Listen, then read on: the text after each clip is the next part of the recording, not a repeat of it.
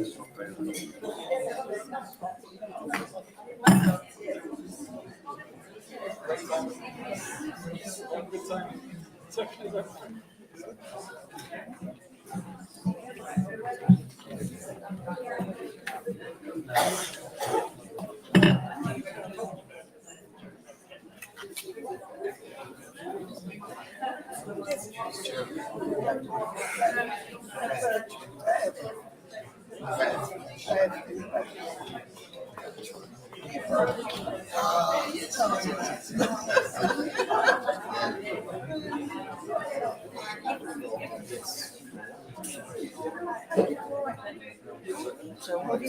good evening, everyone.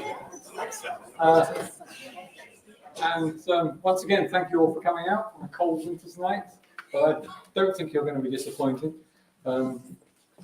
Just for starters, in fact, we've got 3 speakers tonight. That 3 for 1 is not a bad deal. You won't get that in Tesco's. But no, thanks for coming. It's great to see a good audience here, and we have got a really good story to hear and see tonight. I was just thinking earlier on in the day that with all the news and that we get when you switch the news on, it's just so gloomy. There's so much going wrong with the world. It's really nice to be able to have a bit of respite for an hour or two this evening and hear a good news story, a success story, something with very small beginnings and very uncertain beginnings that's just developed and continues to develop in a really positive way. So I'm very much looking forward to hearing from our speakers this evening. Jess is going to start us off, followed by Ben and then Jeremy in the front here. And obviously at the end there'll be opportunities for questions and conversations. And if you haven't had a chance to look at the array of materials on the deck tables, I strongly recommend, particularly the old materials. There's some of the old leaflets and booklets and the Secretary of State's original declaration of the area back in 1959. So that's really worth a rummage before you leave. But anyway, it's more than enough from me. Jess, thank you very much for coming along. We really appreciate all 3 of you coming and giving up your evening to share your ideas and your excitement with us. So thank you very much.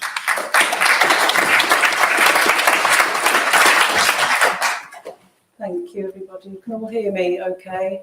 Yeah, grand, thank you. So yes, I'm Jess, and I'm lucky enough to work at RSPB Abernethy as the Visitors and Recreation Manager.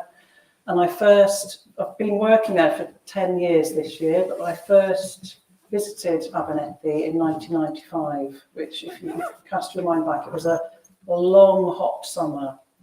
And I'd never been to the Cairngorms before. I'd never seen a Caledonian pine forest before. I'd never even seen an osprey before, believe it or not. But I absolutely fell in love with the birds, with Loch Garten, with the story and all the Cairngorms. And I spent 20 years wishing that I could work at Abernethy. And my dream finally came true. And I'm here to talk to you about the beginnings of the story of ospreys at Loch Garten. And it's one of my favourite things to talk about with our visitors. I absolutely love this story. So I'm hoping that I'm going to do it justice and that you'll maybe learn something new. I'm sure there are some people here who remember those times, and I'd love to chat to you after if you're interested. So this talk has really been put together. I'm lucky enough to have had access to a lot of original documents, and so I've been using original documents and also the written word, so published books. This book in particular, after my first visit in 1995, like I said, I fell in love with the place, and I managed to find, I didn't even know this book existed, but I was just in a bookshop in Aberfeldy and I found this book and I bought it and I paid 15 quid for it. I looked online yesterday and get it for £3.50. So this book, if you're interested in the history, this book is a really good read. So what I'm going to do is take you back to 70 years ago when ospreys were largely absent from the UK as a breeding bird. They'd been hunted persecuted and egg collected to extinction as a breeding bird in the UK in the sort of Victorian era. And in the interwar years, there was the odd sort of sporadic account of them breeding, but these were nests, just single nests, and the rarer they became, the more they fell prey to egg collectors. So I'm going to take you to Loch Garten, which was the scene of a dramatic tale featuring heroes and villains. But the heroes were just ordinary people with an extraordinary passion and extreme perseverance, and their common goal was to re-establish the osprey as a regular breeding bird in the UK. So the beginning of the story, I'm going to take you back to 1954 and introduce you to a certain gentleman and a certain tree. Now, this rather lovely looking chap on the left is George Waterston. Now, George came from a family of stationers. He was from Edinburgh, from a family of stationers and printers. So his family had wealth. He was a key role in Scottish bird conservation. He was instrumental in setting up the Scottish Ornithologist Club.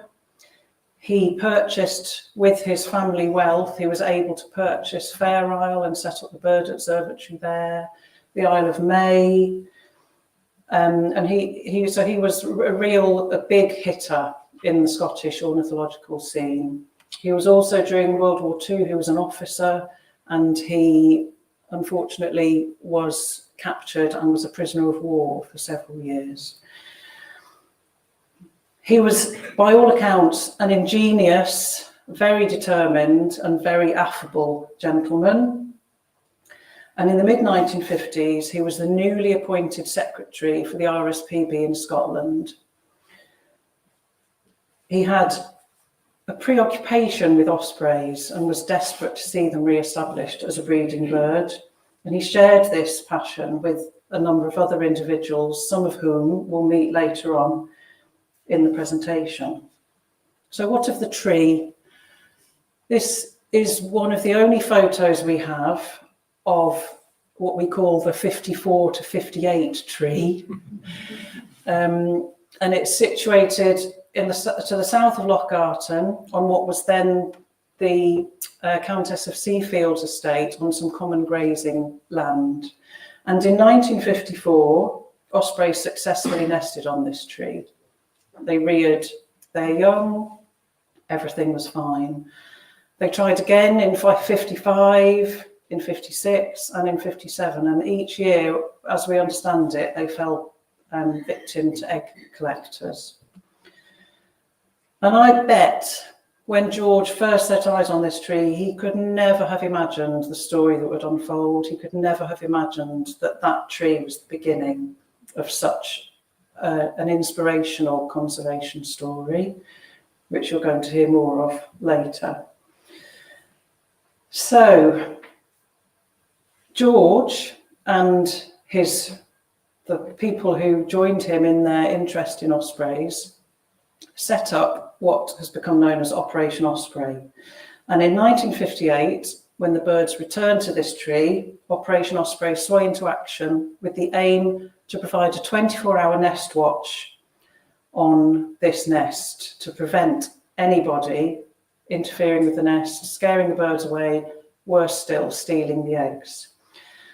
Now, this whole operation was run with military precision, as you would expect from somebody with George's background. So he was a leader, and he rallied a team of local crofters, keepers, factors, landowners, Nature Conservancy staff, which is the old Nature Scot, ornithologists and other volunteers. And this is the only photo that I'm aware of that we have of the team, some of the team of 1958. We were sent it with the annotations already on it, so I can't take those off. But you're going to meet two of them later on. Betty Garden in the middle on her scooter, and Bert Axel. So this team You can see here, this is pictured, this photograph was taken at base camp, which is what they called, we later referred to it as Osprey camp, but originally they called it base camp, which was just a few hundred metres from the Osprey nest. And the team conducted their 24-hour nest watch from a very cramped hide. You can see the top left picture up there. It was a makeshift hide. It was constructed of hessian sacks and a bit of board. It was open to the elements. As you can see, it was incredibly cramped. They had to crawl into it, and it can't have been a very comfortable 24 hours. As you can see, there's a string coming from, that's George sat in the top in the hide. There's a string coming from him and a string leading to another picture of George asleep in the tent. So this tent would have been maybe 100 metres behind the hide, and the string was their means of an alarm. So whoever was sat in the hide, if they became aware that somebody was maybe going to interfere with the birds, they would tug on the string, and whoever was asleep on the night watch would get a big yank on the arm and would realise that something was amiss. And that ball of string was amongst many items, just one of many items, provided by Colonel John, known as Ian Grant of Rothiemurcus, so one of the local landowners who was heavily involved in Operation Osprey. So this list is his list from 1959, and it's Colonel Grant's equipment, and you can see sort of halfway down binder twine roll, and that is this very binder twine. Also included on that list are things like a camp bed, a tent, a green tarpaulin. Green's very important, apparently. It's been specified as having to be green. And also, rather alarmingly, unless I'm misreading it, crowbars, various. So yes, we will maybe not hear about crowbars later on, but certainly we'll hear about a cosh. So apparently Betty Garden, who was the lady in the previous picture on her scooter, provided a cosh, which hung up in this little makeshift hide. And you will hear about the cosh later. So this next page, this next slide, this picture down at the bottom right, this is the only, as far as I'm aware, the only still image we have of the 1958 nest. And you probably can't make it out, but there is an osprey in that photo just above the nest. I think it demonstrates quite nicely how it was quite a restricted view from the hide. So it was quite a long way back and quite a restricted view. So the 24-hour nest watch, they recorded every single move the birds made. Every time they ruffled their feathers, every time they stood up, looked a certain way, left the nest, came in, brought in a fish, everything was recorded. And that began decades of data. This tradition was kept up until, till 2018 maybe, of recording all the data of the ospreys, and I've brought two of the logbooks with me over there. Unfortunately, the first 30 years somebody saw fit to microfiche them all, so I don't have the originals. I've just got microfiche. But what we did do was we paid to have one of them digitized, and that was this early, the 1958 and 59. No, in fact, we just had the 58 one digitized so we could actually read it. So that's an example of the minutiae of the detail that they would record from the hide. And life was pretty full on. Everything I've read would suggest that it could be quite monotonous. It was full on. You had the intensity of day shifts and night shifts. You were all living with each other. You were living in tents. You had your meals cooked for you, but there was a lot to do. And coupled with a lack of sleep and the threat of egg thieves, it must have been quite an intense experience. So amongst the strict rotas and chores, there was a weekly trip to get supplies from Nethy Bridge, and it was a welcome relief from camp life. It was a relief from the monotony and the pressures. But what also became clear, the more I read, was the incredible camaraderie between these people and their bond of mutual cause, which of course was led by George. And I don't know what exactly they're doing in this photo, but I like to imagine they're rehearsing what they would do if they came across an egg thief. So George has got the chap by the scruff of the neck. Betty Garden looks like she's tripped him up with a bit of rope. And the guy in the middle is about to aim a well-aimed punch at his head. So I think that's probably what they were doing. But I'm sure it wasn't all sort of jolly good fun. It was incredibly hard work. So the 24-hour nest watch continued, and the birds were on eggs, and they were expecting the eggs to hatch sometime around mid-June. I'm afraid to say that on the evening of June the 3rd, 1958, disaster struck. So Philip Brown, he who wrote this book, who was the secretary of the RSPB, he was George Waterston's boss.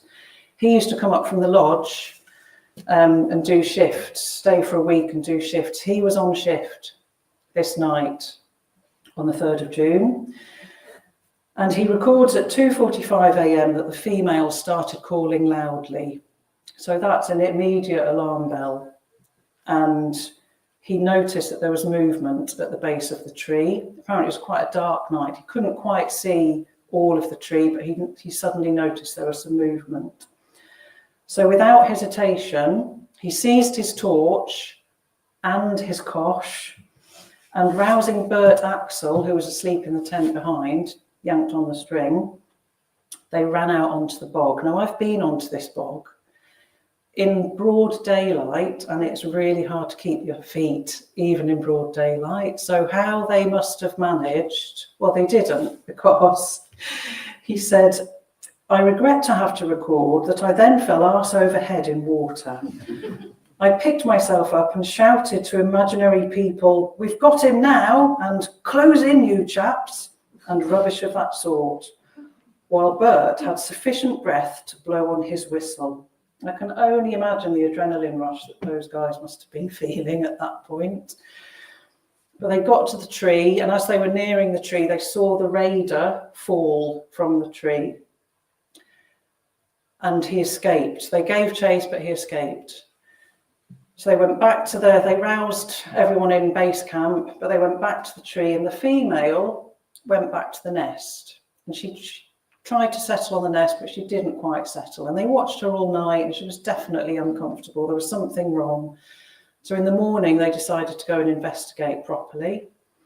And what they found when they climbed the tree was 2 eggs in the nest. They weren't osprey eggs, they were hen's eggs. Oh. And they'd been daubed in boot polish to make them look like osprey eggs. I don't know if the raider was trying to kid the osprey, but it didn't work. And at the base of the tree, unfortunately, they found 2 smashed osprey eggs with well-developed embryos in them.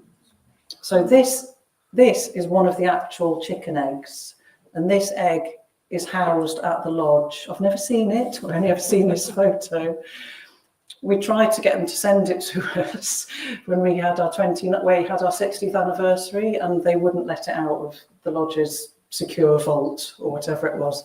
So, but one day I'll get to see that egg. That's one of the chicken eggs. So the birds built what we call a frustration eyrie. They flew to the north end of Loch Garten, and they put together a half-hearted attempt at another nest, but it was too late in the season for them to lay eggs. So the team were obviously bruised, but they weren't beaten. And George and the team spent the winter of 1958 and 59 gathering resources, making plans to ensure that if the birds returned in 59, they would be ready for them. So they held a meeting in 1958, and this is the first page of 3 pages of notes that George typed with his plan for 1959. And the plans included getting a proper hide, so building a proper wooden hide, building and camouflaging over 100 duck boards to stretch between the hide and the nest, so in case they needed to have quick access, they could just run out across the duck boards, no more falling arse overhead. Wrapping razor wire around the base of the tree and cutting off all the branches that would have enabled somebody to climb it.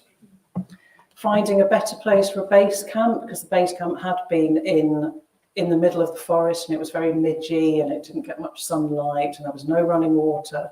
So they wanted to find a better place for base camp, and they wanted to use field telephones. So this is the only photo we have of the preparations for spring 1959, and I've been told that this is the Seaforth Highlanders, or at least one of them, helping to lay the telephone wire. So the wire was from the hide to base camp so that the alarm could be raised quickly. And at the same meeting, on the last page, that 3rd page of those notes, George shared his plan to open up the nest to the public. And I quote, "GW has suggested that as soon as the birds are known to be sitting on eggs, this fact should be made known at a press conference in Edinburgh. He contends that all bird watchers coming to Speyside this summer will be looking particularly for ospreys, and as the location of last year's eyrie is so well known locally, we shall have to make arrangements to warden the area anyway. Whatever we decide, news about the presence of ospreys will almost certainly be divulged in a possibly irresponsible manner." He then goes on to say, "It should be made known publicly that the Society is safeguarding the birds, and the general public be asked to cooperate by keeping out of certain restricted areas. And it should be stated that arrangements will be made by the Society to enable interested sightseers to observe the birds from a distance. By taking this action, GW contends that we shall at once arouse public sympathy and goodwill." So this was a radical suggestion. In those days, if you had a rare pair of breeding birds, you didn't publicise it, and you could tell people to keep out. So this was pretty far out as far as everyone else was concerned. But he was adamant, George was adamant, that it would be better for the ospreys, better for the RSPB, and better for nature conservation to rouse public sympathies through that personal experience of seeing the birds for themselves. Philip Brown, George's boss, thought this idea, and I quote, was scatterbrained and sheer lunacy, in fact. But George wouldn't go ahead without Philip's approval. I'm pleased to say Philip did put his trust in George, though he thought George had taken leave of his senses, and gave his blessing for George to put this plan into action. So I said that one of the things that George wanted to put in place was a new base camp. And I'd like to introduce you to another of the heroes of the day. This is Isabel MacDonald, also known as Bella or Miss Mac, and she was a crofter at Inchdrain. And in spring 1959, George was doing the rounds with all the locals and knocking on doors and, making connections. And he knocked on Bella's door and she warmed to him immediately, apparently. And before long, she had invited the Osprey protectors to set up camp on her land. Now, significantly, Bella, not only did she have running water, but she was also on the telephone. So this was by far a much better prospect for the location of the base camp. So everybody stayed in tents and they had their meals cooked for them in a caravan. And this is Betty Garden again here, bottom right. She was one of the cooks, and At the time, they were advertised as needing a succession of female cook caterers. Wardens are hungry young men and require big helpings. So Bella, going back to Bella, she was the go-to person. If any of the Osprey team were in need of anything, Bella was the person to ask. Everything from a bag of nails to a jug of milk. Nothing was too much trouble. And her kindness and generosity was recognised by those in the team. And a whip round raised just over £6, which was enough to buy her a wireless set. So the camp, Osprey camp as it became known, remained at Inchdrain for around 40 years, well beyond Bella's life, and when her niece Marina Dennis took over the croft. And it's true to say that the fortunes of the UK's Ospreys owe much to Bella MacDonald. Philip Brown, in this book, dedicates this book to Bella. And he says that she was a remarkable lady who foster-mothered scores of lucky children, yet still found the time to welcome so many of us who watched over the Ospreys with apparently inexhaustible kindness and a quiet encouragement that gave many of us renewed faith, strength, and enthusiasm when the fates were against us. So yet another person that I wish I had met. So another significant development that happened in that 58-59 period was that with the Countess of Seafield's approval, the Nature Conservancy created the area south of Loch Garten into a bird sanctuary. And the Countess of Seafield's factor, Facker Stewart, wrote his permission for George and his wardens to carry out any necessary works for bird protection, and also to question and turn away anybody who entered the area when it was best that it should be kept quiet. So you'd think that all these preparations, coupled with, yes, just everything that had been planned and put in place, would make for a seamless and perfect plan. Now, at this point, I liked the saying, never work with children or animals, comes into my head, because spring of 59 arrived and the birds had different ideas. They didn't go back to the 58 nest. Remember the frustration eyrie on the north side of Loch Garten? That's where they went. So, unfortunately, all of those preparations had to be redone under the cover of darkness. All of the duck boards had to be pulled up. More had to be made because they couldn't get as close to the nest now that the Ospreys are actually in situ. So they had to make more duck boards. They had to take down the hide, put it back up in the new location. More telephone wire had to be laid out. And all of that was done under cover of darkness or when the birds were away from the nest. But it was all done without disturbing the birds. So back at base camp, there was a strict rota. Like I said, George planned everything with military precision.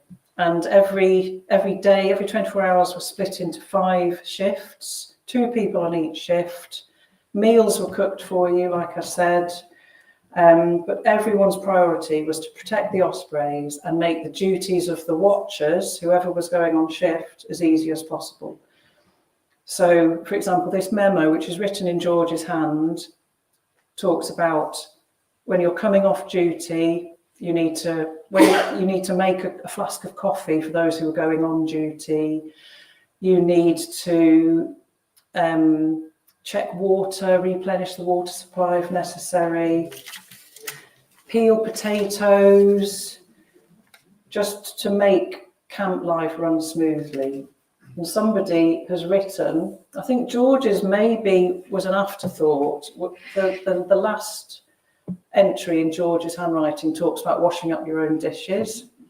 Someone else has written underneath, read number 7 again in case you didn't understand it. So it's a problem which it just never goes away, does it? People never wash their own dishes.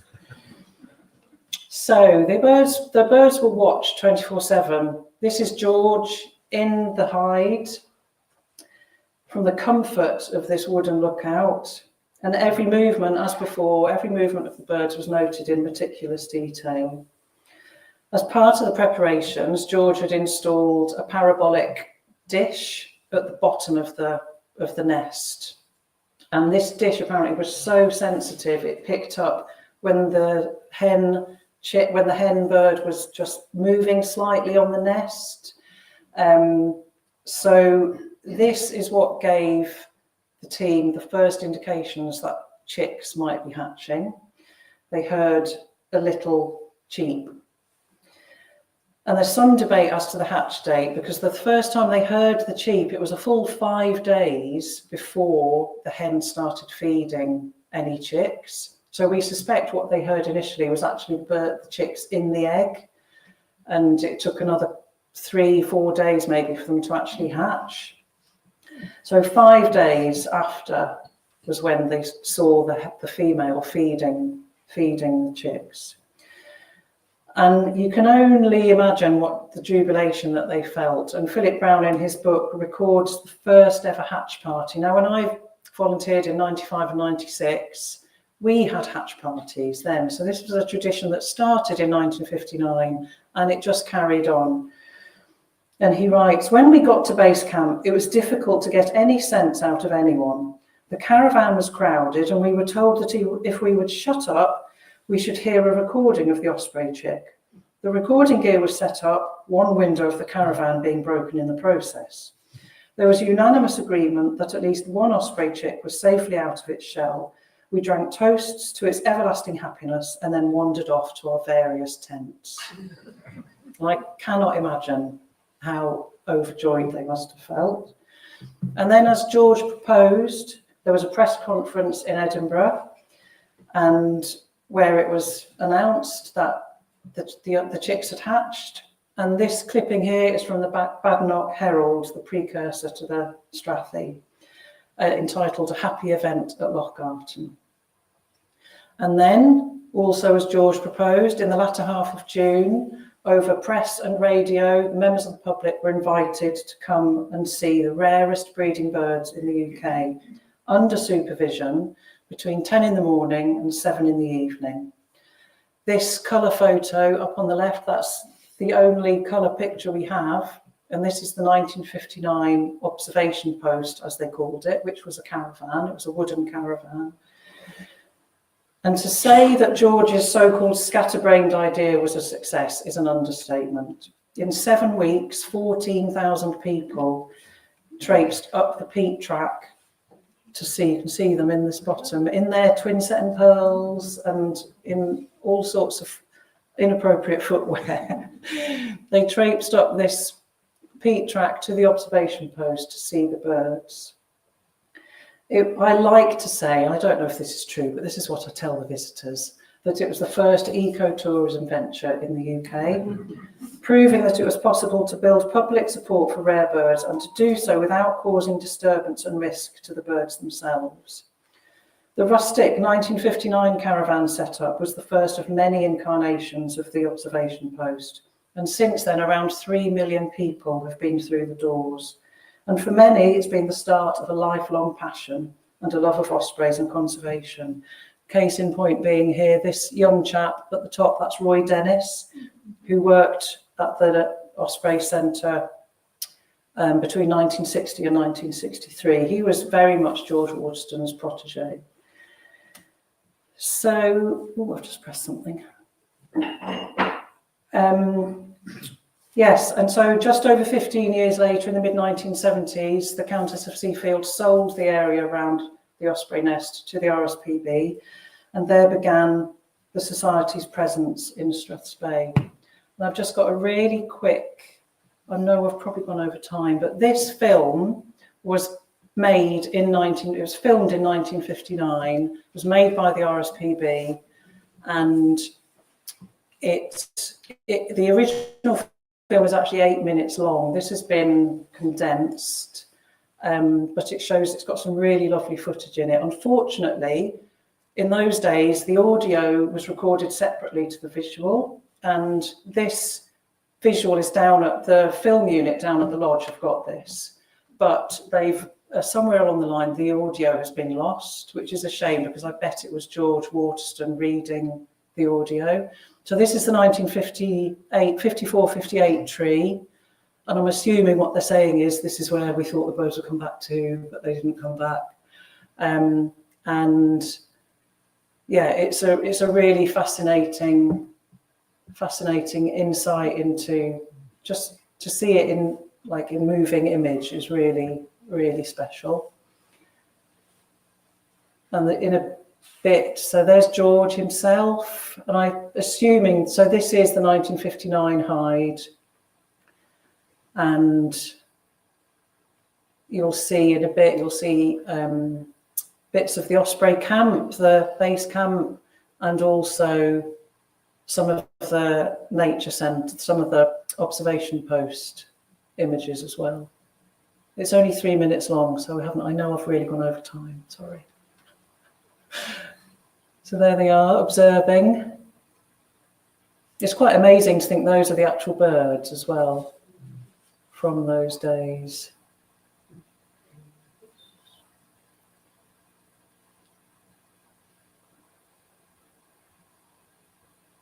Oh, and there's the field telephone, all mod cons.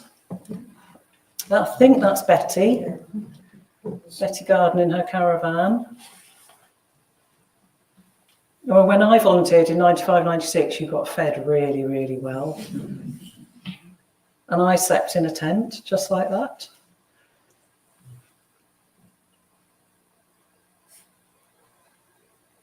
But yeah, we at least had showers. It looked like they had to wash outside. But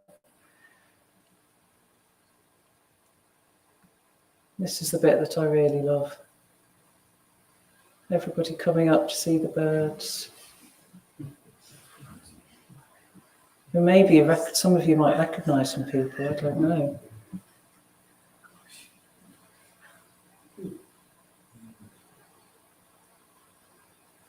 We no longer have that visitors book, but I wish we did. And that's it. That's it. So sorry, I'm really sorry that I went over time. But I'm going to hand over now to Ben.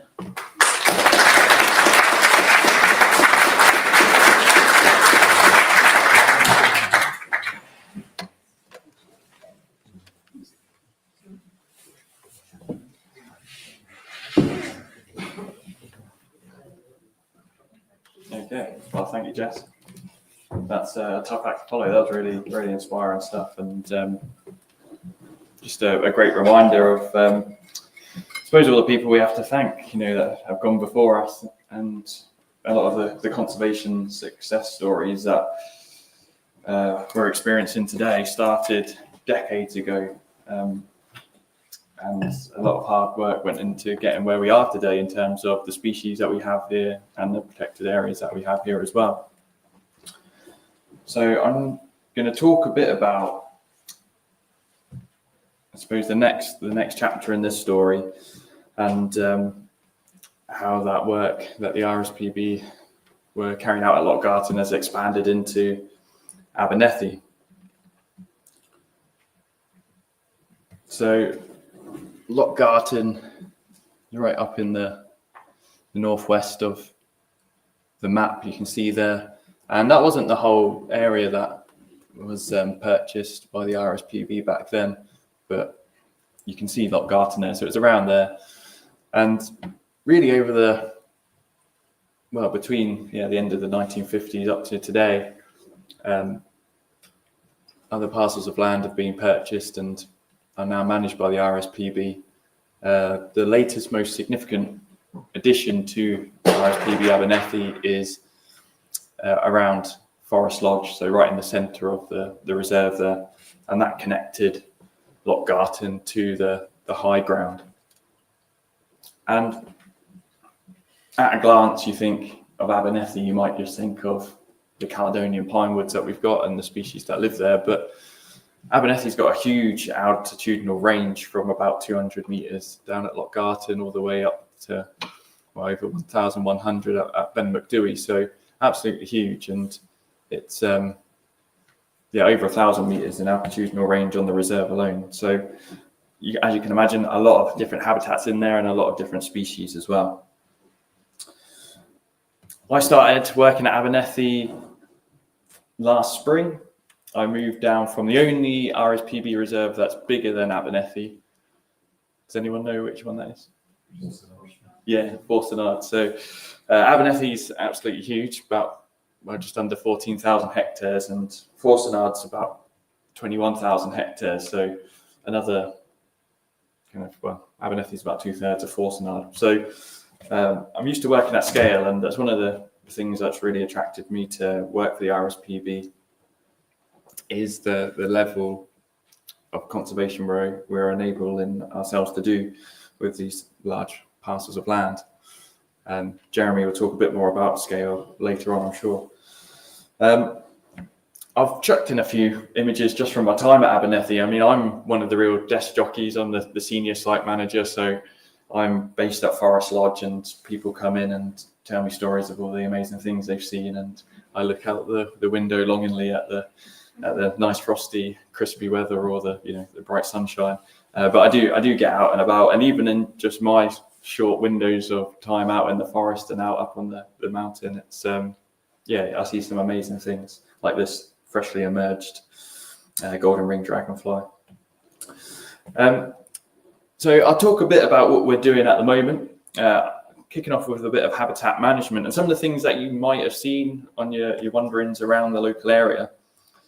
So we're in the business of nature conservation, and you might think that some of the work that we're doing doesn't look like nature conservation if you're ripping down trees. And we've got some fantastic, close to as natural as you can get, bits of ancient forest on the reserve. But we also have inherited some really uniform plantation origin bits of woodland, and we want to restructure that. We want to give that diversity and bring its health up to similar of those of the real ancient bits on the reserve. And to do that, we need to make things a bit messy. So we are undertaking in parts of the reserve, and we have been for a little while, some winching to create new bits of habitat, enable more light into the forest floor. And that's artificial winching. That's obviously us going in and pulling trees down and making it look like that. This is a photo I took from my wanderings around last year, and this is in one of the oldest bits of the reserve in terms of the oldest bits of forest, I should say.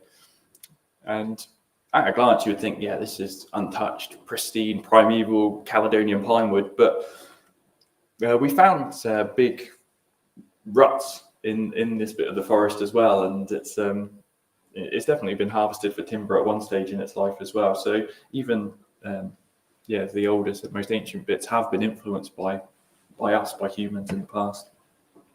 But this bit is natural winching, you could say, but it's wind throw. So wind throws come into this part of the wind's worked its way into this part of the forest. It's blown down some trees that are over 100 years old, maybe pushing 200 years in some places. And for me, it just really emphasized how natural the winching we do looks. This is me just standing on a tree looking at the direction that the wind blew these trees. And yeah, like I say, it just really reinforced for me what we're doing. It is a natural process in a way. We're just kind of speeding up the process. And I'll talk a bit more about some more of the habitat that this creates. Some of the other things you might have seen as you're wandering around the reserve, ring barking, essentially cutting off the cambium layer, so preventing the nutrients and sap from moving up to the top of the tree, so killing the tree standing. And we don't do this for the most charismatic, beautiful granny pines in the forest. We'll do this for the most uniform trees that aren't providing much in the way of diversity. And it's creating standing deadwood, which there's a bit of an old adage, I suppose, of there's more life in a dead tree than a live tree. And when I was out last week, I just took these photos of two trees. I was facing one and I turned around and was looking at the other one. So the one on the left obviously hasn't been ring barked, and I hope you can see it in the image, but it's, the bark looks pretty healthy. The one on the right hand side, you can see just above where the ring barking is taking place, it's pitted with holes. It might not be easy to see, but yeah, loads of holes from either insects boring in or hatching from inside the wood and emerging, or woodpeckers trying to feed on those invertebrates just under the bark. So a lot of life in there. Someone I was with likened it to a like a city skyscraper with loads of different windows in there. And if you extrapolate that, obviously, for all the trees that we've done ring barking on, there's so much more invertebrate life in them than there was previously. And especially in our native trees, when you've got native deadwood, it's abundant in invertebrates, which are obviously at the bottom of the food chain and feed everything above it. Peatland restoration.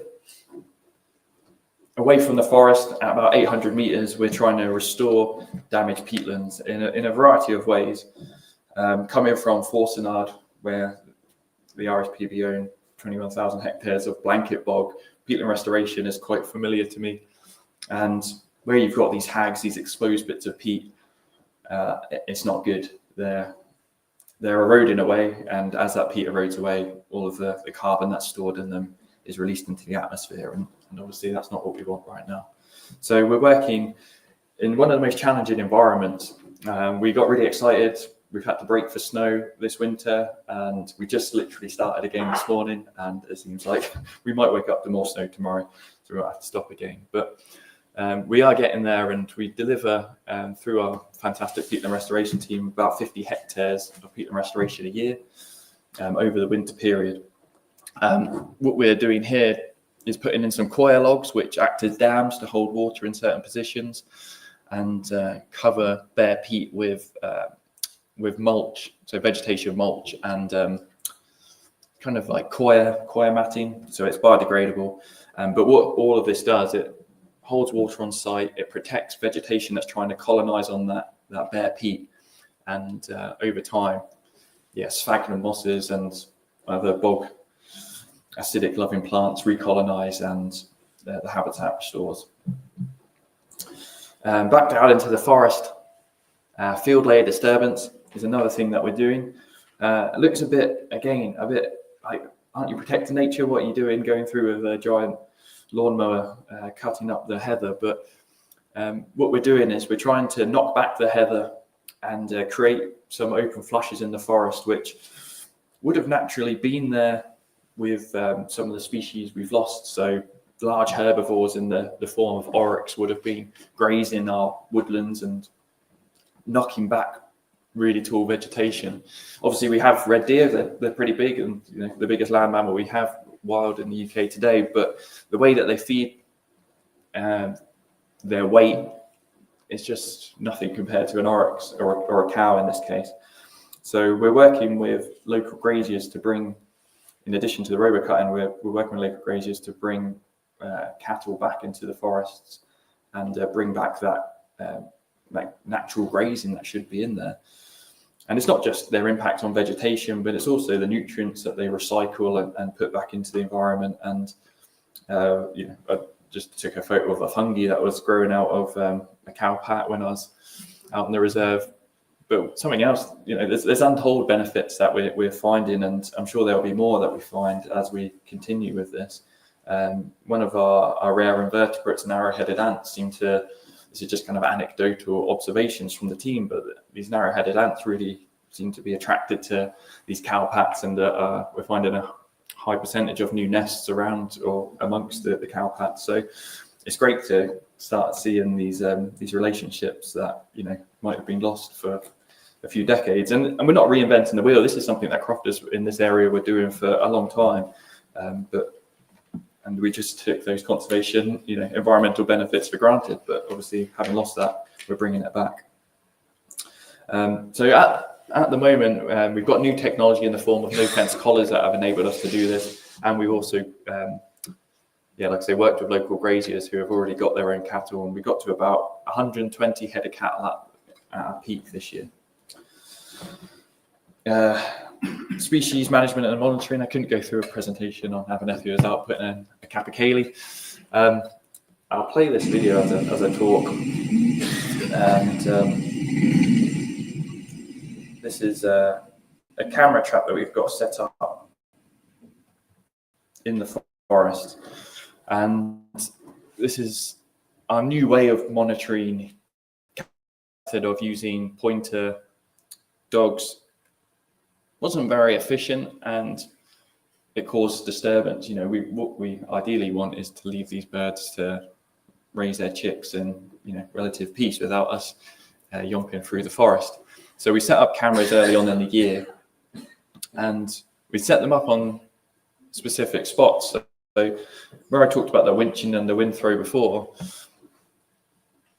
you get these really nice root plates forming ideal dust baths for capercaillie.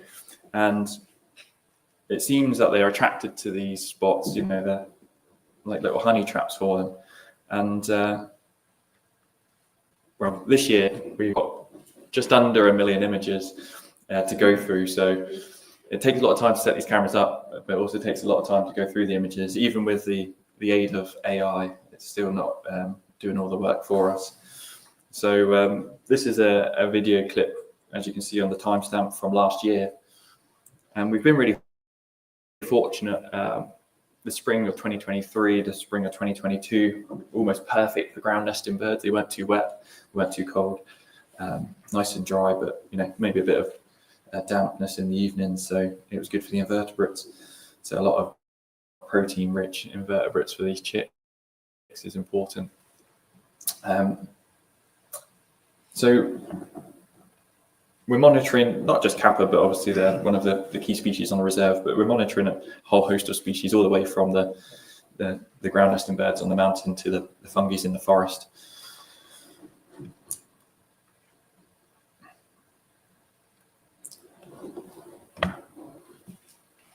Obviously a big part of what we do as well is involving visitors to the reserve. We get tens of thousands of visitors, you know, maybe in a good year close to 100,000, and a lot of them go to our Loch Garten Nature Centre. And it's changed a lot in the last few years, and we're hoping next year we'll have a lot of those changes rolled out, and everyone will be able to experience it at its kind of fullest potential. And we've gone through quite a few changes even just over the last few months within the organisation. So Loch Garten no longer will offer a retail section in the centre. So what we're going to do is fill that space with, you know, a bit more internet, but also be able to open it up when needed so that we can host events or, you know, anything really. We're open to ideas at this stage, but we're going to have a bit more of a usable space there. Something that's been at the heart of the refurb at the Nature Centre is making it more accessible. And it's not just at the Nature Centre, but also the trails around the Nature Centre are all abilities trails now. But we also have an all abilities changing place and a 4x4, an all-terrain wheelchair, which is enabling more people to experience nature at Abernethy. As I say, we go all the way up to Ben McDewey, so we hire a team of rangers for the season to help us speak to people and obviously help them experience nature, but also help us in terms of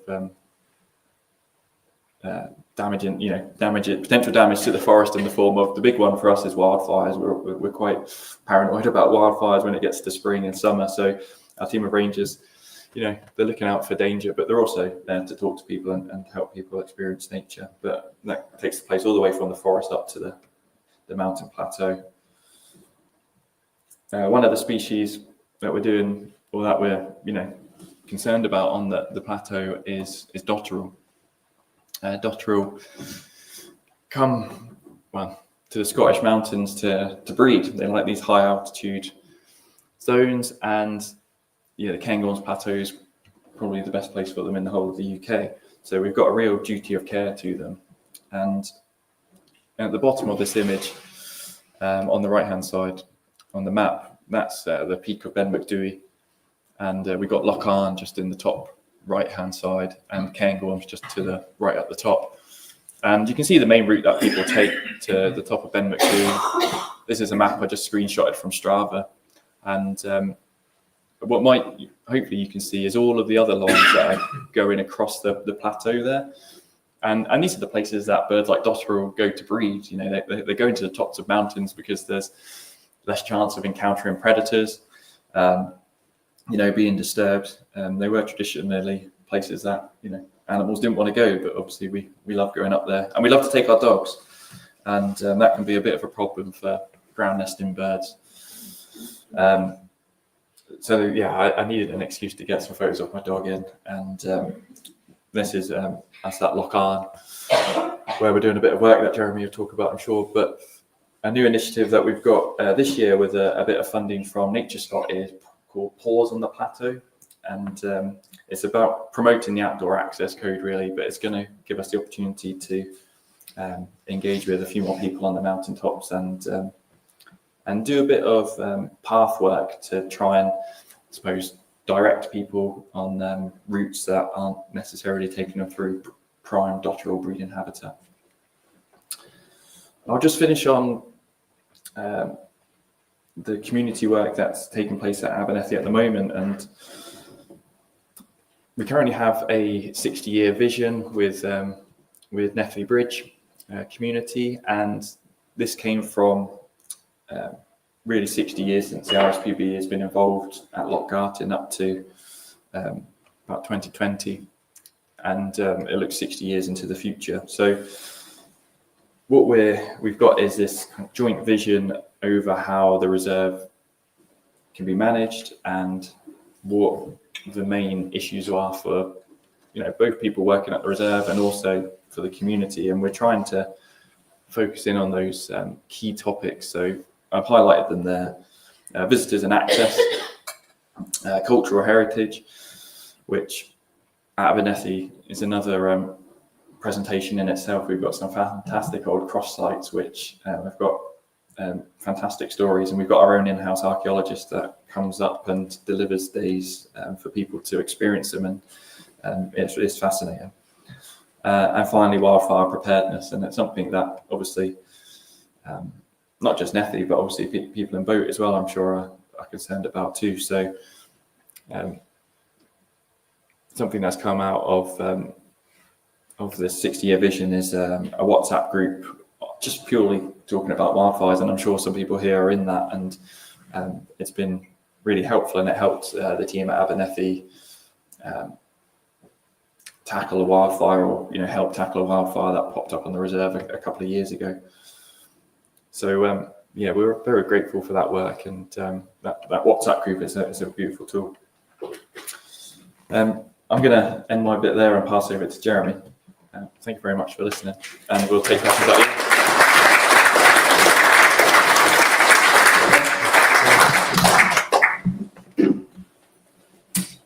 I'm going to find mine for me, Ben. That's great.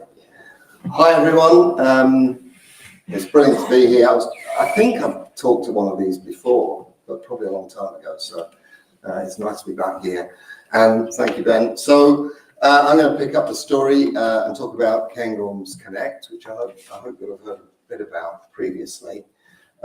This is one of my favourite pictures. I'm sure you'll recognise it as Glenfeshie. Really stunning image.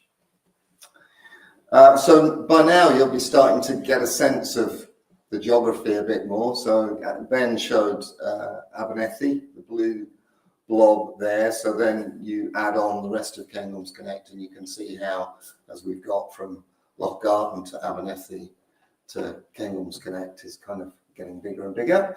Cairngorms Connect is 600 square kilometres, which is a very convenient figure to remember. That's quite easy.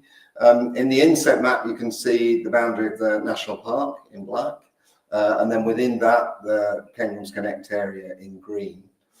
And then in the larger maps, it's about 13% of the national park, so it's a big proportion of the national park. And then the coloured blocks represent each of the partner organisations, and there are 4 land managing partners, the RSPB, and that's Abernethy and Inch Marshes, which you can see over on the western edge there. So those 2 areas amount to about 25% of the Cairngorms Connect area. Again, the percentages are quite handy. The big blue blob at the south and another big blob a bit further up, that's wild land.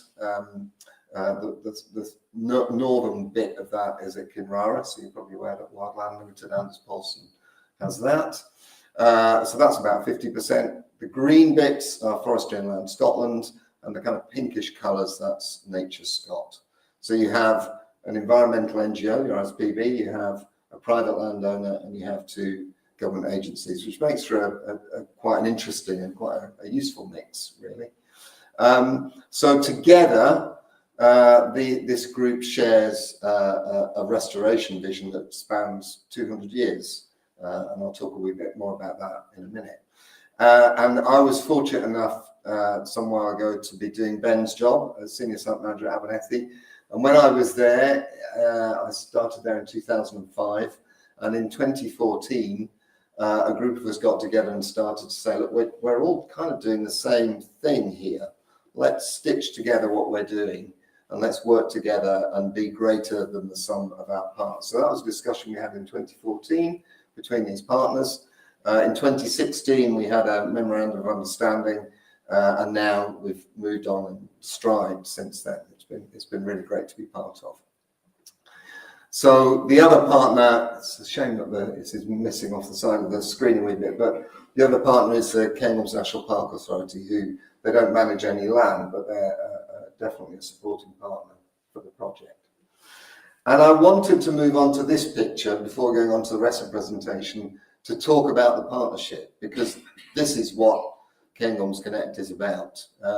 It is about, this is Hill to Grill, which I suspect many of you will have been to in Nethy Bridge, which is an annual event that we now run that celebrates venison and celebrates the restoration work and the connections between venison and our restoration work.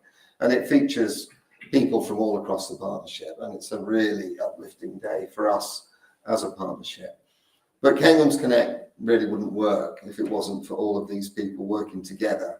And it's what those individuals and the individual partners achieve together that makes Cairngorms Connect so remarkable. I think Cairngorms Connect is brilliant. I hope you do too. But not just because it's impressive and it's beautiful and it's amazing, but because there are certain attributes that make it a really important restoration project in UK terms, and it's the biggest ecological restoration project in Britain. And there are a number of attributes that make it really important and really significant. And one is scale, which I've mentioned, 600 square kilometres. Another is the fact that it's all connected. And then the final one, which Ben mentioned, is the altitudinal range. And actually the greatest altitudinal range, as Ben said, is at Abernethy, 200 metres above sea level on the floodplain of the Spey, up to 1,309 metres at the summit of Ben Macdui, which I'm sure you know is the second highest summit in Britain. So that's quite an amazing set of physical attributes. Certainly for nature, for biodiversity, anything that's at scale is really important for biodiversity. Anything that's connected is really important for biodiversity. And that altitudinal range gives us an amazing wealth of habitats, to which Ben's alluded already. So even just with those three attributes, the Cairngorms Connect area is pretty special. Another one is that it's all a single catchment. And if we just switch on to the next one, this is the catchment of the River Spey in purple, with the Cairngorms Connect area in green. The Spey is Scotland's second biggest river. And Cairngorms Connect constitutes about 20% of the catchment of the River Spey, and it's all in the upper catchment. So when you think about the things that Ben's been talking about, that I'll say a wee bit about, the fact that we're expanding forests, we're restoring peatlands, we're trying to get floodplains to and rivers to operate more naturally, things that slow the movement of water through a catchment, things that improve the quality of the water, cool the water, which is becoming increasingly important for some of our riparian biodiversity like salmon and sea trout. All of these things we can have an effect on because we're operating at scale, connected in one catchment, working together. So that single catchment attribute is another really important part of the Cairngorms Connect area. I alluded to the 200-year vision, which really is key to what we want to achieve. Although it sounds pretty ambitious, doesn't it? I think Uwe Stoneman, who was Ben's immediate predecessor, used to say Beethoven was writing music 200 years ago. So when we think about 200 years hence, that's kind of quite an interesting perspective. But if we look at the things that we're trying to achieve, like expanding the forest to its natural limit, we've modelled that, and we know that if we're going to do that by natural regeneration, it's going to take us about 200 years. When you look at the damaged peatlands that we have and the restoration effort that goes into that, and the slow growth of sphagnum and the building up of peat, we know it's going to take a long time for that to happen. So the 200-year vision is not something that we've done just because we think it's a good figure. There's kind of some science behind it. And when people say that does sound pretty ambitious, well, we've just heard how RSPB has been at Loch Garten for almost 70 years. This is a picture some of you recognise from the slopes of Muirlevuckle looking down to the Green Lochen. The picture on the inset is from 1928, and the Forestry Commission, Forestry and Land Scotland now, have been managing Glenmore and the forest around there for 100 years. So suddenly, you look at it in that sense, and a 200-year vision maybe seems like something reasonable, both in terms of what we need to achieve and in terms of the involvement that some of the partners have had today already. These aren't my pictures, by the way. They're pretty spectacular, aren't they? Oh, no, don't want that one. Go back. Hopefully I'll stay there.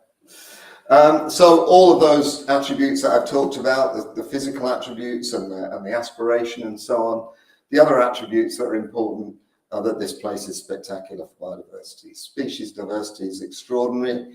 5,000 recorded species on Abernethy alone, and of those, 1 in 5 is nationally rare or scarce. So not only is there a lot of biodiversity, but it's really important biodiversity.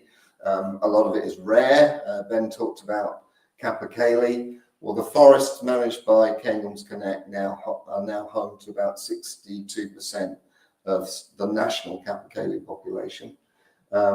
There are 11 species of regularly breeding raptors in the Cairngorms Connect area in a safe environment free from persecution. So the importance of this place for biodiversity is also a really important attribute as a major restoration project. I'm going to skip over these next few slides, largely because of time, but just to give you an appreciation of the key things that we're working on across the partnership. All of the partners are doing this work to do with forests, so expanding the forests to the natural limit, improving the forests in one way or another, and Ben alluded to some of that in the plantation restructuring work that he talked about. Peatland restoration, which again Ben's touched on, river and floodplain restoration, and an overarching element of that is the collaborative deer management that all the partners do, working together across the entire 600 square kilometres. And for the recovery of all these habitats, we need to do deer management. It's a central plank to all of the restoration work that we do. It also, interestingly, is a significant way of reducing methane emissions from the landscape.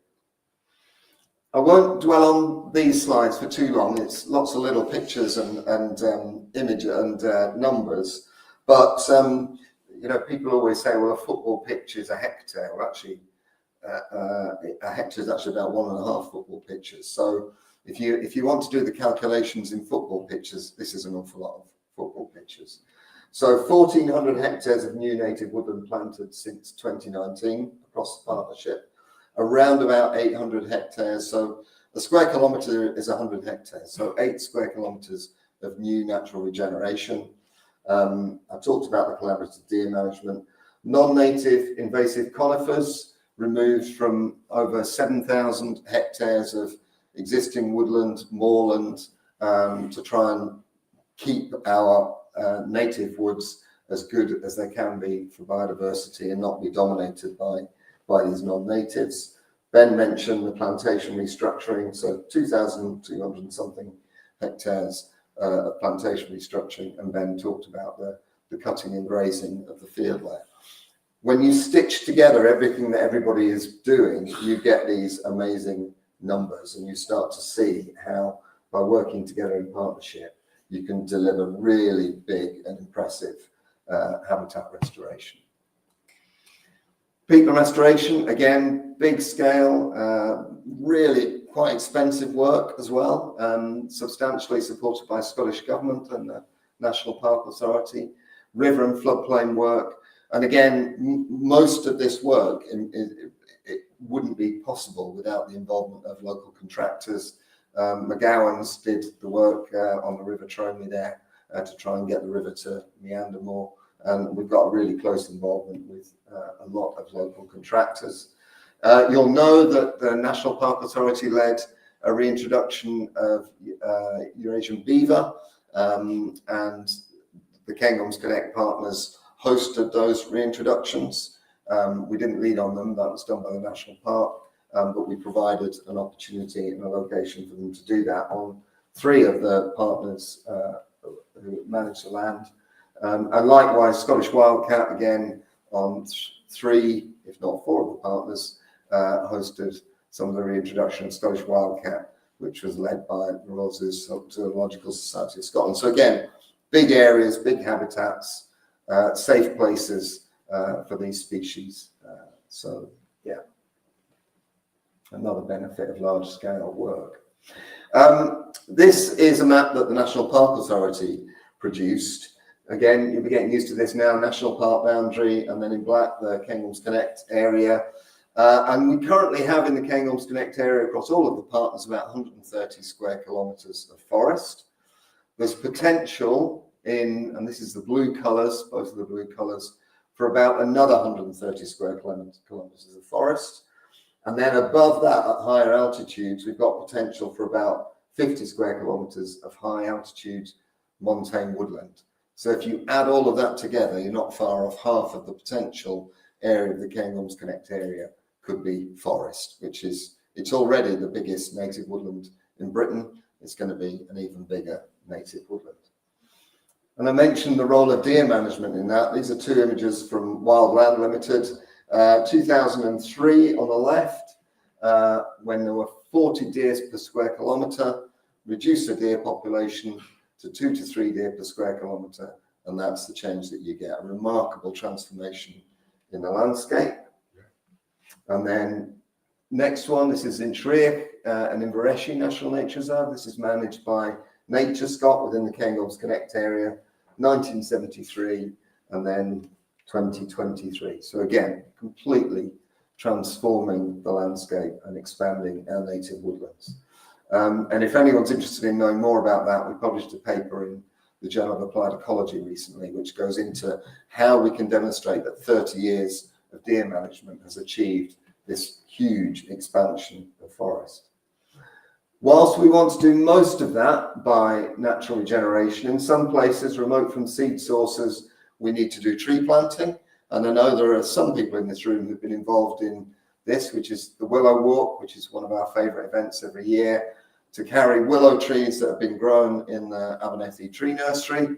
And I know there's some volunteers from Abernethy Tree Nursery here, to carry them from the Corrie Cass up and over through Corrie Doven and then down to Loch Garten, where they've been planted. I think there's in excess of 10,000 trees now have been planted, and the survival rate is extraordinary, way beyond our expectations. We don't just do stuff, we also need to monitor it. We want to see how effective our management is. So across all of the partners, we have a monitoring framework, monitoring program, so that we can demonstrate whether what we're doing works. So a strong science foundation, a monitoring program, because we want to know what we gain when we restore. And there are many indicators, and I'm not going to dwell on them because we're running out of time, but we're looking at changes to habitats, we're looking at physical changes to the landscape, we're looking at socio-economic outcomes, deadwood beetles, something, you know, Ben was talking about, the deadwood creation work that we do. We need to know if that works, so we monitor the changes in abundance and diversity of beetle species as an indicator to tell us whether the work that we're doing is working. And now the science programme that we have across the Cairngorms Connect area is now being used as an exemplar for colleagues elsewhere in Europe. This is a group from projects across Europe who came for a week to the Cairngorms Connect area to learn about the science programme that we use to monitor the outcomes of what we do and to demonstrate new forms of management. I'm going to say a bit more about people and then I'll wrap up. People are at the heart of what we do. This is not just about going out and restoring habitats. Unless we have people like you involved and supporting what we do and encouraging us in what we do, it's really not worth it. We need people and we want your interest and we value your involvement. So whether it's volunteering, and we have folk that help us with the challenges of non-native tree removal, we have a really dedicated bunch of volunteers that come and help in all weathers at the Abernethy Tree Nursery, producing those trees that then get planted on the Willow Walk, and we're involving the likes of the junior rangers coming out and helping out, in this case at the Ruechicum Bothy in Glenfeshie. And then we have other activities that we hope will connect people with what we do and build understanding and further involvement. So on the left, we have a group of young people called the Cohort. It's a group of about 8 young people that act as a kind of check-in for us to make sure that what we're doing makes sense for young people and help us find our direction in making the project and the partnership meaningful for young people. Some of you will have contributed to the Commonplace book. There's a copy of it over here. Please don't take it away, otherwise I'll get lynched. But it was an opportunity for local people to express what was important for them in the Cairngorms Connect area and beyond. It became a really meaningful project for us and helped us build our understanding. Top right is Flo, who's a trainee deer stalker with us. So she had a year of training and has now been employed with us as a deer stalker. So that's been fantastic. And then various activities. So a group on mobility scooters out on a trip with Chiara, who's one of the Cairngorms Connect Rangers. And then again, in this very room, some of you may have been involved in the community conference that we now hold annually to get people's perspective on the work of Cairngorms Connect. And nearly at the end now, I just want to say a bit about Cairngorms Connect venison, which I hope some of you have tried. This has been successful beyond our dreams, and we have Nikki with us here, who's been brilliant at coming in and doing a lot of the butchery work for us, to the point where we're struggling to keep up with demand for Cairngorms Connect venison.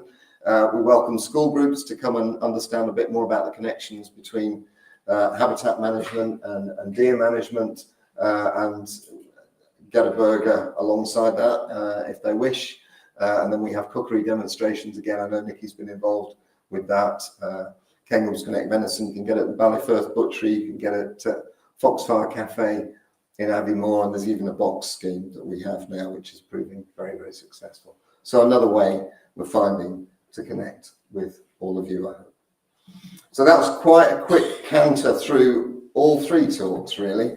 You can probably tell that we all had plenty more to say, and I'm sorry if we've overrun a wee bit, but I'm just going to click on to one more slide, Mike, which is photo credits. We need to acknowledge the brilliant people that took the photos that Numbus did, and to invite any questions.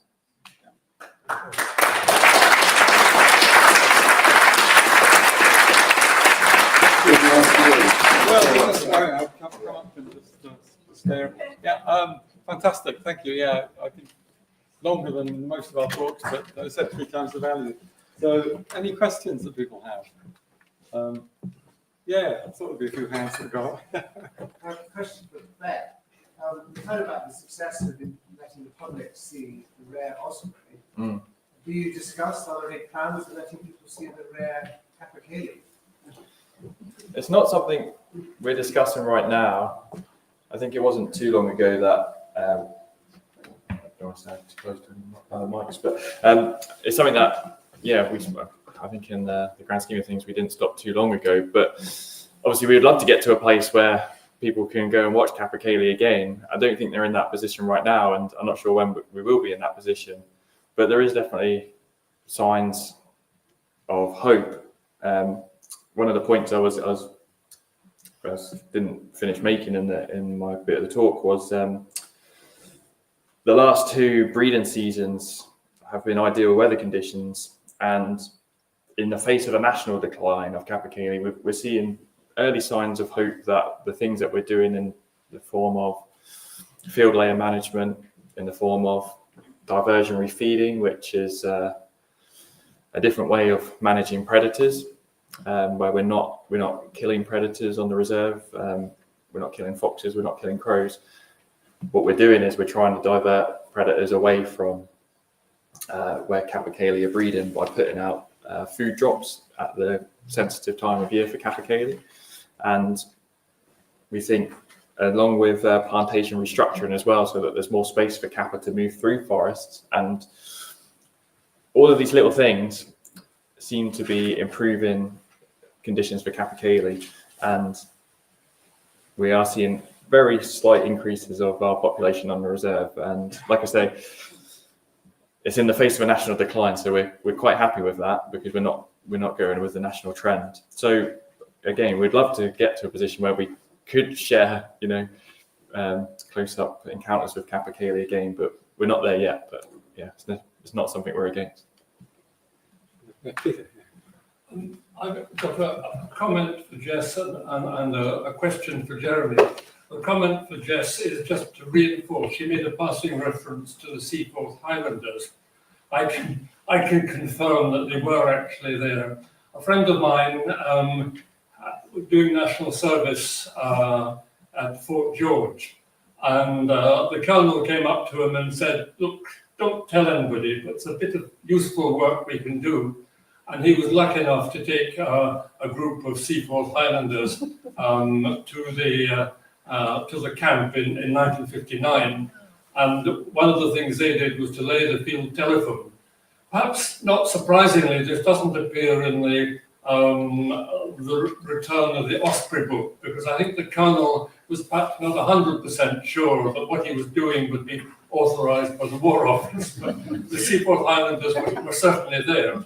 A question for Jeremy. I've clearly been labouring under a misapprehension about Cairngorms Connect. I'd always thought that the National Trust at Mar Lodge were part of it, but clearly they're not. But it seems on the face of it, as a National Trust member, that it would be entirely consistent with their objectives as well if Mar Lodge was also part of Cairngorms Connect. And I wondered what the position there was. Yeah, sure. Thanks, Peter. So for those that don't know, Mar Lodge is kind of down to our southeast corner, really, and it's a sizable 45,000 hectares, I would think, something like that. So it's a big area, a big area to add in. The fact is that we have a very good relationship with the National Trust for Scotland, and you're exactly right. They're doing collaboratively very similar stuff. So lots of work together on the montane willows. We've been looking at the genetics of montane willows and the regular exchanges between us. Mar Lodge is in the East Cairngorms Moorland Partnership, which is another project which is on the east side of the Cairngorms. And I think we felt that they needed to be in one project or the other, and not in both. And they decided that of the 2 projects, that was the one that they were going to stick with. So on the face of it, and functionally, we are working together, but in name terms, not. Yeah. Thanks, Peter. Okay. Jeremy, the connectedness of the different components, as you said, it gives you opportunities of scale. Where next? What could you connect? Having achieved all this, what could you connect next? I'm tempted to just get my map, if that's okay. So this is the map this is the same map that we saw just now. I suppose the immediate answer is that 60,000 hectares is a lot, already, and it's quite complex to manage the partnership. It's good. It's a very strong partnership. You may be aware that this area down here has been acquired by the Darrell Conservation Trust. So that's another 7,000 or 8,000 hectares, I think. There's changes afoot on Dorback Estate up here. What you think of it or not, there's also the work that Brewdog are doing across here. We don't know whether these interests are coming about because there is an existing Cairngorms Connect project and people are kind of bolting onto it. We know that's the case for the Durrell Trust. I was at a meeting there a couple of a week or so ago, and they said one of the reasons they're interested here was because it was a continuation of Cairngorms Connect. Much the same with Mar Lodge, which is here, so which has obviously been acquired long before Cairngorms Connect. So the sense is that things are happening, but it's not something we're looking to drive in particular. It's nice that these things are happening, and it's nice, and it makes much more sense for wildlife and also for the nature-based solutions like flood alleviation and so on if we work at scale. But it's not something we're driving ahead with at the moment. Yeah. You mentioned the Dorback estate, and the way I read the article in the Strathie last week is that a big part of that acquisition turns on so-called carbon credits, possibly even biodiversity credits. Now, are those instruments playing a role in Cairngorm Connect?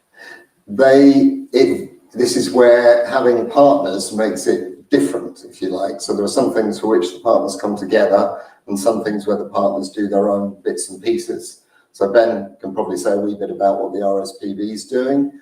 The Wildland Limited, because of substantial woodland expansion, substantial peatland restoration, have actually got a really good bank of carbon credits that they're kind of sitting on at the moment. They're not entirely sure where the carbon market's going, and there's all sorts of uncertainty about whether it's a great thing or potentially a bit of a time bomb. So, and then the two government agencies are kind of not really engaging with that at the moment. So it's variable across the partnership is probably the best way to describe that. I don't know, Ben, if you want to add on to that. Yeah, I can expand on the RSPB's position on, I suppose, carbon credits with through the peatland code. So the IUCN have developed a peatland code, and they verify when you've restored your peatland, and they determine how much carbon you saved when you've restored your peatland. And it's a great tool for paying for your maintenance of your restoration. So you can go in and do your peatland restoration, but if it hasn't worked, 5 years later, you might need to go in and do some repairs. And you might have just spent hundreds of thousands of pounds doing the work. And when you need to go and do some repairs, it might cost tens of thousands of pounds, but where are you going to find money to do that? And it's not easy. And carbon credits are a great way of releasing funds over the period of a project. And for the peatland code, since we've been talking about long-term vision, the peatland code, you can have a project that can last 100 years. And over the course of that 100 years, at particular intervals, so say 10-year interval, I don't know, however many carbon credits are released from that project. And then the idea is you sell those, and the income is then spent on maintaining your peatlands. Yeah, what about biodiversity credits? Apparently the Scottish government has to look at that and make some kind of a decision, and you've highlighted the opportunities for biodiversity with the change in altitude in this area. Yeah, it's really hard. It's really complex, I suppose, because there's so many factors that can influence biodiversity. So if you want to generate a biodiversity credit, say on a peatland, you might say, oh, we need to have one golden plover and we need to have one dunlin. And then, 1 year they might be there because you've restored the peatland, but the next year they might not because, I don't know, for whatever reason they're predated and they're not there through no fault of the landowner, but suddenly the landowner's not got a biodiversity credit. So it's really hard to find how you measure biodiversity. But maybe if you did it over a 10-year period and you said, you've had a golden plover breed in there. Yeah, and I think they're good. I think biodiversity is a really good measure compared to just carbon, because when you're doing just carbon, it's almost right. We'll just restore the carbon, make sure it all wets up. But I've seen in things like forest bog restoration, if you're just restoring the carbon, you can actually leave quite a bit of a mess on top, which the carbon's all locked in and it's re-wetting, but it's going to take a long time to refresh.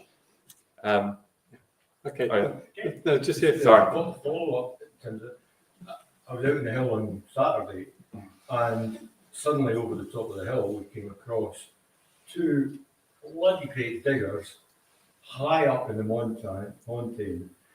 I would have said chewing up peat to get there to do peat restoration, while spilling out huge amounts of diesel fuel. Yeah. Now I understand when you say it's a long-term issue, but how do you get a better convincing of people like myself that that actually is a positive contribution when all I see is something actually destroying the pathland, the moorland, and I don't see benefits that I clearly hear you describing. I'm completely confused by it. Yeah, it can look messy initially, you're right, and it takes a while for those benefits to be recognised. And yeah, it's as a result of long-term degradation of the uplands that we're kind of having to go in and do quite extreme intervention, or else we'll lose more. But if we had a big site and there was just one bit out that was out to the side that was degrading, we wouldn't necessarily track along out there just to do that, because like you said, if you've done the sums, it's going to probably damage more or release more carbon than it would do going to fix it. So we are quite strategic with where we choose where to do it. At the moment, that exposed peat is emitting carbon. It's just constantly emitting carbon until we can get it saturated. Then it can't oxidize. Well, it slows the oxidation massively, and then we get the vegetation coming back, and it starts bringing in more atmospheric carbon. So by doing the restoration, you get two hits. You stop the carbon emissions and you start the sequestration. And as you say, it's a real long-term process then. But when you've made that initial investment, then you start to accrue that carbon. I think one more. Yeah, go on. Hi, I'm John McKay, a professional land agent. So a question for Ben.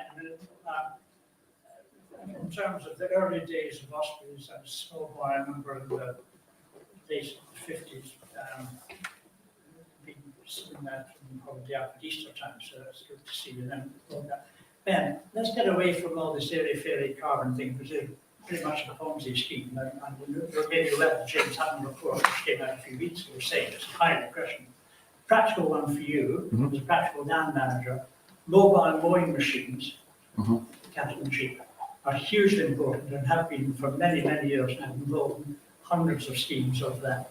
The most single important, forget all about your fancy oryx, that's for the birds. It's never, that's for the birds, it's never going to happen. And if you read Rory Ormiston's letter in the Strathy last 2 weeks ago, absolutely, what's wrong with howling cattle? Use howling cattle, but do you write into your licenses about ivermectin? Yeah, so to explain to people what ivermectin is, a systemic worming for liquid on the spine of the cattle, and that controls worms. But equally, it's wonderfully effective. What then happens, the consequence is the dung that comes out is infected by ivermectin and kills off the growth of biodiversity. So it's very important to write that in. Yeah. You do that. Yeah, so just addressing those points. So yeah, we don't use oryx, obviously, where they went extinct, and I know people are trying to breed them back, but we are working with local graziers who have their own cattle. So that's a mixture of Highland, of beef shorthorn, and just a real mix of things. So yeah, we're kind of not really too precious about what cattle come in. It's whatever people have, because they do essentially the same thing. On the ivermectin front, I think, I'm not a crofter or a farmer, but people are a bit nervous about moving away from using certain like wormers and treatments. It's dead easy. In the license agreement, you must not use ivermectin.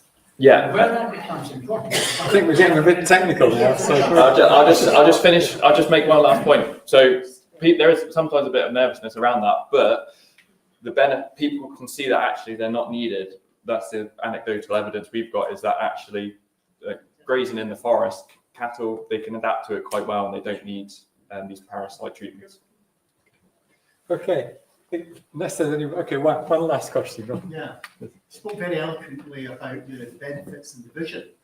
I was curious as to what you saw were the risks, challenges, or even barriers to achieving that 200-year vision. Yeah, is my mic first on? No. That's it. Yeah. Thank you. Climate change, I think, is the biggest challenge that all of us face, but I think in terms of what we're trying to achieve. And just to give you two examples, because we haven't got a lot of time, but a figure I've heard is that for every 1 degree increase in average temperature, which we're already seeing, the tree line will rise 100 meters vertically. So not 100 meters distance-wise, but vertically. So in terms of our forest expansion work, and in terms of dotterel and other species interest, we're pursuing a moving target. So I think that's one. Another one, and we've already seen this with Capercaillie, Ben alluded to it, that if you get a wet spring, particularly the first 2 weeks of June, you watch the calendar, the first 2 weeks of June, if we get a wet first 2 weeks of June, there won't be any Capercaillie chicks if it's really wet and cold. And we're seeing that increasingly frequently. So it becomes this almost a lottery whether or not we're going to get a good year. And that's just with Capercaillie, but the inability of chicks to feed in the first 2 weeks of June. So yeah, I mean, I'm sure there'll be social problems, societal problems and so on, but the biggest one without doubt is climate change. And what are those social and societal problems that experience? Well, I'm quite an optimist, and I think that, and we were talking about this before, weren't we? I mean, I think, and I hope you felt this evening, that this is positive. It's an uplift. It gives you a boost. It makes you think, actually, you know, there's a lot of rubbish things happening in the world, but you can come here and you can have good experiences. People are working together. Communities are benefiting. People are having fun. We look at what's happening in other parts of the world, and you think, well, you know, social structures can change so quickly. But yeah, I think we'll defeat that. It's far too much positivity here. Absolutely. Well, thank you very much indeed. It's been really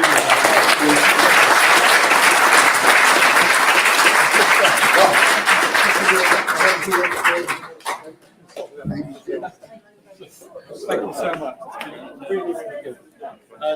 Okay, just before everybody goes, can I just a couple of things just to say? If you've got a mug and a cup with you, it'd be great if you could take it out. If you feel inclined to help put the chairs away, that would be greatly appreciated. And then we're back here in a fortnight, and that will be the end of an era because it's our last talk ever, unless somebody wants to come and take over organising it. But after 21 years, the talk in a fortnight's time will be the last one when Chris Carter will be talking about cycling through Vietnam and Cambodia. And it's really appropriate that the very first talk 21 years ago was given by Chris Carter. So he's bookending this whole history of Loch Garten talks. So I hope to see you all in a fortnight's time. Thank you.